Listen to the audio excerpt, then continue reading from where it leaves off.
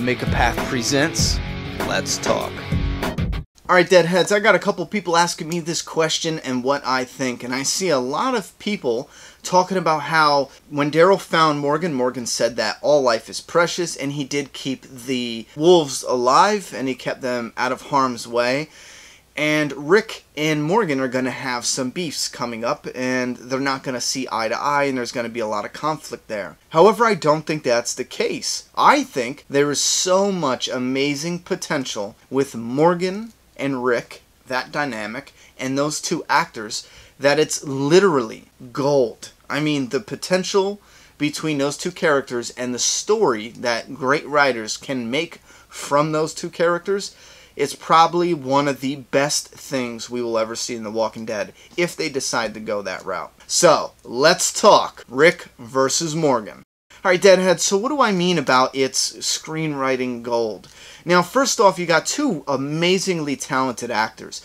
Andrew Lincoln, who's playing Rick Grimes, and you have Lenny James, who's playing Morgan Jones. Morgan thinks all life is precious. Rick just murdered a man in cold blood. Basically, he sentenced him to death because that man killed another innocent bystander, okay? Reggie. Now, here's where I think, or I hope, this story goes, and here's where I feel it has the greatest potential. Morgan went to Crazy Town. He went on a vacation to Crazy Town. Okay? Rick is on a vacation to Crazy Town. Some see it. I think it's a man who's just sadly making decisions in this world that need to be made. So that leads me to believe that if Morgan feels that there's somebody who can help Rick and benefit him to ease up, to become more humane, I think Morgan feels like he's the perfect candidate for that. Him and Rick have a fateful relationship. Morgan followed the X trails from people who were hunting and trying to kill Rick and his group and eat them. Morgan followed those trails. Morgan found the map with Rick Grimes' name on it. That was fate.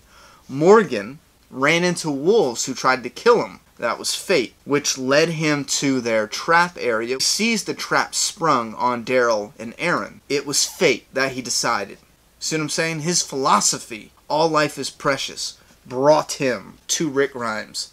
That was fate. You see what I mean? How it's like that karma. Morgan was on a journey to get to Rick Grimes. His philosophy of all life is precious gave him the courage to go and save Daryl and Aaron from a very deadly situation. That brought him to Rick. Now, I feel like Morgan is grounded in the belief that people can change, for one, and all life is precious, but I don't believe he's willing to let people just murder them. When the wolves come to Alexandria, I don't believe Morgan is going to say, you know what, Rick, don't kill them, just let them in. You know, we can work with them. Morgan stood there and pleaded with the guys, do not do this. You know what I'm saying? You could just walk away. I'll even give you my gear. You know what I mean? Just don't fuck with Donatello. And they didn't listen. You know, and they got their asses handed to them. I don't think Morgan is so foolish to say, it'll blow over, let them go, don't kill them. I think, sadly, they're going to be in a situation with the wolves that killing them is the only way to handle it. And I'm hoping that brings Morgan and Rick closer in discussion about humanity, because here's another important fact. They're most likely translating the comic book storyline. And in the comic book, I'm not going to spoil anything major, but Rick finds a guy who he hates with every fiber of his being. And Rick has a chance of killing this man, and instead of killing him, he puts him in prison. And he creates a civilization, and he uses that prisoner as a symbol for justice, for society, for hope, in a way. Now, the story where it's at, and Morgan entering the story where it's at, it is perfect timing. Absolute perfect timing, because Rick, regardless of where he ended in Season 5, he's going to want to rebuild civilization in Alexandria. First, he's going to want to make it his home. You know what I mean? And this is coming from the comic book storyline. If we head into comic book material, he's going to want to make Alexandria his home. What better mentor to help bring Rick away from his vacation at Crazy Town than Morgan? And it will be symbolic. And this is the writers who have this material in their laps right now are some of the luckiest bastards in the world when it comes to being in a job where you write creatively. They are absolutely, oh man, the story that they can pull from just Morgan and Rick alone at this point in time, it's just amazing. It has so much potential. When Rick first got out of the hospital in season 1, Morgan physically saved him. He physically did it. And then he helped him. He guided him. He mentored him. He was the first person who mentored him from his coma about how the world is today, how it changed, what's out there, what is out there in the new world.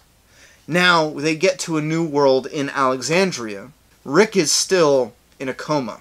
He's not in the actual coma. He's not really sleeping.